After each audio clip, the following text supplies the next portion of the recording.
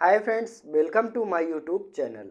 Guys में जैसा कि आप लोग को आज बात करने वाले हैं polytechnic mechanical engineering fifth semester के प्रोडक्शन टेक्नोलॉजी के चैप्टर फर्स्ट के बारे में।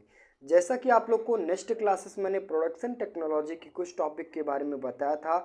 आज का जो टॉपिक होने वाला है वो कटिंग टूल्स के मटेरियल के ऊपर बात किया जाएगा और साथ में बात किया जाए हाई स्पीड स्टील और कार्बाइड में डिफरेंट क्या होते हैं इसके बारे में जानकारी जानने वाले हैं।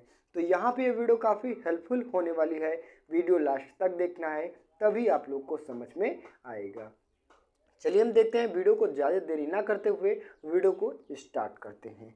तो यहाँ पे जैसा कि आप स्क्रीन के माध्यम से देख पा रहे हैं प्रोडक्शन टेक्नोलॉजी, जो हमारा टॉपिक होने वाला है कर्तन औजार पदार्थ के गुण, यानी जो पहला टॉपिक है वो हमारा ये है कर्तन औजार पदार्थ के गुण। मतलब जो हमारा कटिंग टूल्स मटेरियल होता है उसके जो यहाँ पे बात किया जाए मटेरियल्स की प्रॉपर्टीज़ के बारे में जानना है, यानी उसमें कौन कौन से गुण विद्यमान होना चाहिए उसके बारे में हम जानने वाले हैं।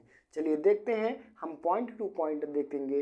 तो जहाँ पे हम पहला हमारा टॉपिक आता है यहाँ पे हम देखेंगे, तो जैसा कि आप स्क्रीन के माध्यम से देख पा रहे हैं जो पहला वाला टॉपिक हमारा क्या कहता है कि यह कारखंड पदार्थ से कठोर होना चाहिए। मीन्स कहने का मतलब हुआ कि यहाँ पे जो कटिंग टूल्स यूज़ कर रहे हैं वो मटेरियल से हार्ड होना चाहिए। पता लगे क्या होता है कि कारखंड पर हम ऑपरेशन कर रहे हैं या फिर वर्किंग कर रहे हैं, हमारा बीच में ही टूल टूट जाए, मतलब टूल हमारा क्या है, हार्ड नहीं है, और कारखंड पर जिस तरह से हम फोर्स लगाए और यानी वर्किंग करने की कोशिश करें तो हमारा टूल ही टूट जाए। इसका कहने का मतलब हुआ कि जिस प्रकार हम कारखंड पर ऑपरेशन कर रहे हैं, कारखंड से ज़्यादा मजबूत हमारा क्या होना चाहिए, मटेरियल, यानी मटेरियल से ज़्यादा मजबूत हमारा कटिंग टूल्स होना चाहिए। चलिए नेक्स्ट यानी दूसरा टॉपिक की बात किया जाए तो दूसरा टॉपिक हमारा यह कहता है कि यह सस्ता होना चाहिए, यानी इसमें झटके सहने की क्षमता भी होनी चाहिए। मीन्स कहने का मतलब हुआ कि जो कटिंग टूल्स होता है वो हमारा क्या होना चाहिए, सस्ता भी होना चाहिए। सस्ता भी होना चाहिए और साथ में बात किया जाए कि अगर कोई फोर्स लगा रहे, किसी प्रकार का फोर्स लगा रहे हैं तो उसको सहने की क्षमता भी होनी चाहिए कटिंग टूल्स में। पता लगा क्या होता है, कटिंग टूल्स बना लिया गया और कटिंग टूल्स का जो मटेरियल है ज़्यादा हार्ड नहीं है या फिर कहने का मतलब उसको सहने की क्षमता नहीं है, अगर थोड़ा सा फोर्स लगाया गया बीच से ब्रेक हो गया या फिर किसी भी प्रकार से टूट सकता है। तो इस प्रकार से हमारा जो कटिंग टूल्स इस तरह से होना नहीं चाहिए। चलिए नेक्स्ट टॉपिक की बात किया जाए, इसे आसानी से रगड़ा तथा आकार देने में सक्षम होना चाहिए। मीन्स जो कटिंग टूल्स होना चाहिए, कटिंग टूल्स को हम अगर कारखंड पर ऑपरेशन कर रहे हैं तो उसको आसानी से हम क्या कर सकते हैं, उसको आसानी से आकार भी दिया जा सकता है। और बाय द वे क्या होता है, उसकी जो नोकें होती हैं वो क्या होती हैं, मोटी हो जाती हैं, तो उसको आसानी से हम उसमें धार भी दिया जा सके। इस तरह से हमारा कटिंग टूल्स होना चाहिए। नेक्स्ट बात किया जाए, यह सस्ता होना चाहिए जैसे कि आप लोग को मैंने बताया। और नेक्स्ट बात किया जाए, पाँचवें नंबर की बात किया जाए, ये लंबे समय तक औजार जीवन सुनिश्चित करने के लिए निघर्षण के लिए उच्च प्रतिरोधी होना चाहिए। मीन्स बात किया जाए कि यहाँ पे कोई टूल हमारा क्या होता है कि थोड़े समय में ही अगर कारखंड पर ऑपरेशन कर रहे हैं तो हीट हो जाता है, मतलब गर्म हो जाता है, और गर्म होने की वजह से कुछ ना कुछ प्रॉब्लम उसमें कटिंग टूल्स में उत्पन्न होने लगती है, जैसे कि वो घिसने लगता है या फिर बीच से क्या होता है, चरचराहट की आवाज़ आने लगती है। तो इस तरह से हमारा कोई भी प्रकार का कहने का मतलब है कि असुविधा ना हो, मतलब इस तरह से कोई भी परिवर्तन ना हो कि जिससे हमारे कारखंड पर ऑपरेशन करते वक्त त्रुटि उत्पन्न हो। यहाँ पे वही भी बात किया जाए कि जो इसका कटिंग टूल्स यूज किया जा रहा है वो काफ़ी अच्छा होना चाहिए और साथ में काफ़ी समय तक चलने वाला होना चाहिए। चलिए नेक्स्ट टॉपिक की बात किया जाए, आई होप कि आप लोगों को कर्तन टूल्स के जो मटेरियल हैं उसके प्रॉपर्टीज़ के बारे में समझ में आया होगा। नेक्स्ट वहीं पे बात किया जाए, नेक्स्ट टॉपिक की बात किया जाए वहीं पे, तो नेक्स्ट हमारा आता है कर्तन औजार के पदार्थ, यानी जो कटिंग टूल्स का मटेरियल होता है वो कौन कौन से पाए जाते हैं। तो यहाँ पे देखेंगे जो हमारा पहला टॉपिक आता है वो उच्च 40 इस्पात का, मतलब हाई स्पीड स्टील।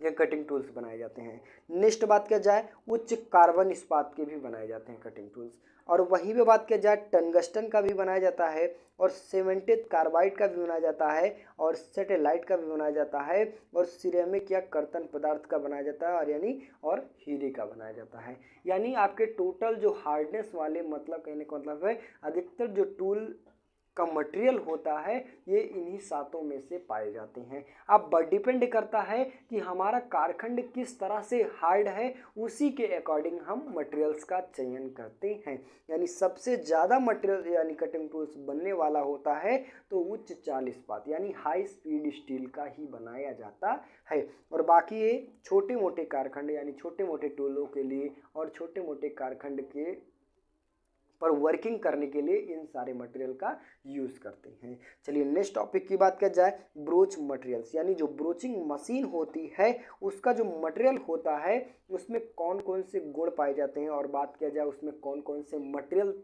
मिलाकर उसको बनाया जाता है, इसके बारे में देखेंगे। तो यहाँ पे जो हमारा टॉपिक होने वाला है इसको डिफिनीशन के माध्यम से देखेंगे। तो डिफिनीशन हमारा क्या कहता है कि ब्रोचों के निर्माण में सर्वाधिक प्रयोग किए जाने वाले पदार्थ उच्च चाल इस्पात यानी जो ब्रोच मशीन होता है, जो उसका मशीन का टूल बनाया जाता है वो सर्वाधिक ज़्यादा से ज़्यादा टूल यूज़ कर लिया जाएगा, या फिर ब्रोच मशीन जो मशीन होती है उसका जो मटेरियल होता है वो किसका बनाया जाता है, तो हाई स्पीड स्टील का बनाया जाता है। अधिकतर किस में बनाया जाता है, तो हाई स्पीड स्टील का बनाया जाता है। और वहीं पे बात किया जाए, सामान्यतः प्रयोग किए जाने वाले उच्च चाल इस्पात में टंगस्टन जो हमारा टंगस्टन जितना मिलाया जाता है वो कितना होता है, 18% होता है। और वहीं पे बात किया जाए, क्रोमियम की जो संख्या होती है कितनी होती है, 4% होती है। और वेनेडियम की संख्या कितनी होती है, हमारी 1% रहती है। और ब्रोच का प्रयोग कहाँ करते हैं, तो अगर हम किसी कारखंड पर ढकेल कर यानी कहने का मतलब है खींच कर ऑपरेशन करना होता है तो हम ब्रोचिंग मशीन का प्रयोग करते हैं। और ब्रोचिंग मशीन में कौन कौन से मटेरियल बनाए जाते हैं, मतलब मिक्स करके बनाए जाते हैं, तो सबसे पहले हमारा टंगस्टन और वेनेडियम, और लास्ट में आता है हमारा क्रोमियम। यानी तीन मटेरियलों की सहायता से हम इस ब्रोच मशीन का निर्माण करते हैं।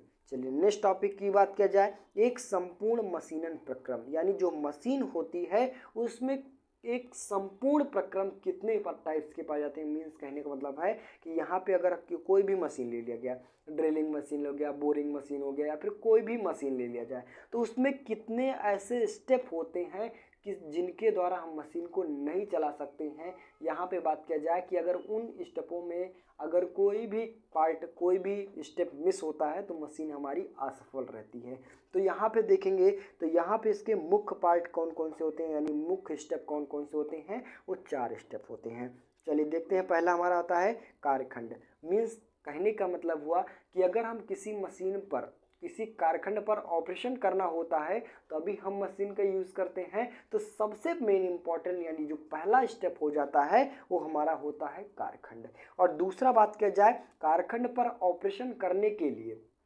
किसी टूल की आवश्यकता होती है, टूल और मशीन की आवश्यकता होती है। बाय द वे क्या होता है, हमें मशीन तो मिल जाती है और टूल अगर नहीं रहता तो क्या कारखंड पर ऑपरेशन कर सकते हैं, नहीं कर सकते हैं। तो ये हमारा होता है दूसरा स्टेप।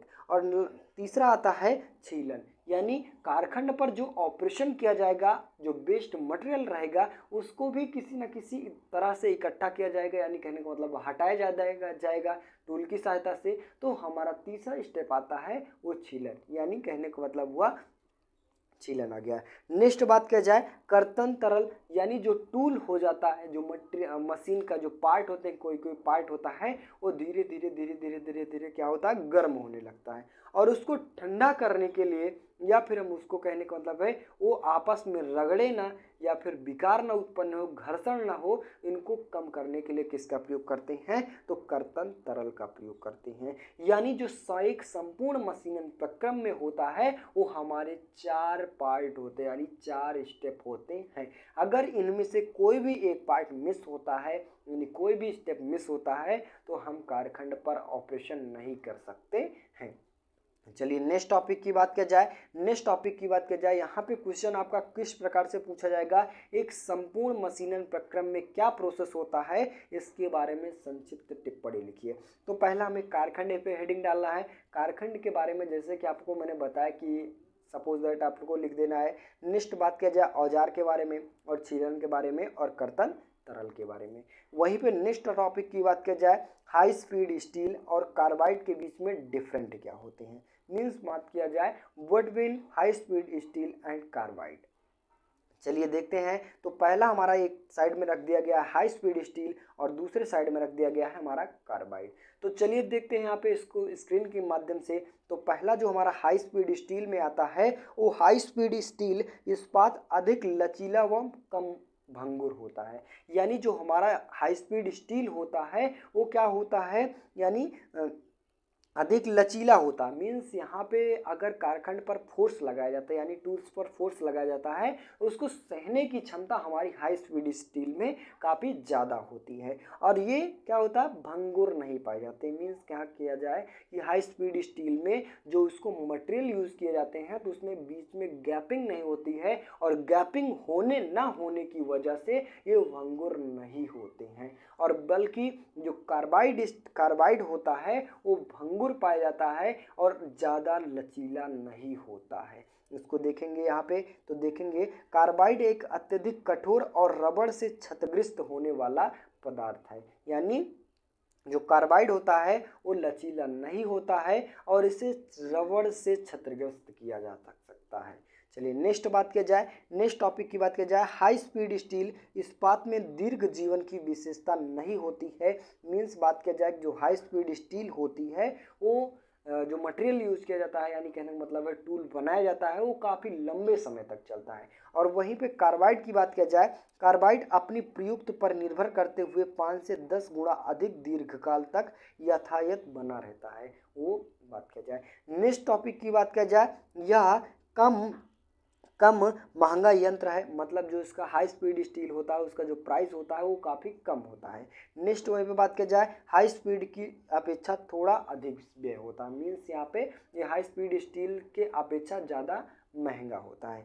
नेक्स्ट बात किया जाए यह लागत मूल्य का अधिकतम लाभ देने की वाला यंत्र नहीं है। मीन्स बात किया जाए कि यहाँ पे बात किया जाए कि अगर हमें कोई भी कारखंड पर ऑपरेशन करना है तो सबसे ज़्यादा से ज़्यादा हम इस पर कारखंड पर ऑपरेशन नहीं कर सकते यानी अधिकतम लाभ नहीं उठा सकते हैं। और वहीं पे बात किया जाए कार्बाइड में क्या होता है यह लागत मूल्य का अधिकतम लाभ देने वाला यंत्र है। यहाँ पे कारखंड पर जब हम ऑपरेशन करते हैं तो अत्यधिक से ज़्यादा ऑपरेशन हम इस पे कर सकते हैं इनकी सहायता से। आई होप कि गाइस आप लोग को हाई स्पीड स्टील और कार्बाइड के बीच में डिफरेंट और कटिंग टूल्स क्या होता है, कटिंग टूल्स का मटेरियल कौन कौन से पाए जाते हैं, आई होप कि सारा टॉपिक क्लियर हो गया होगा।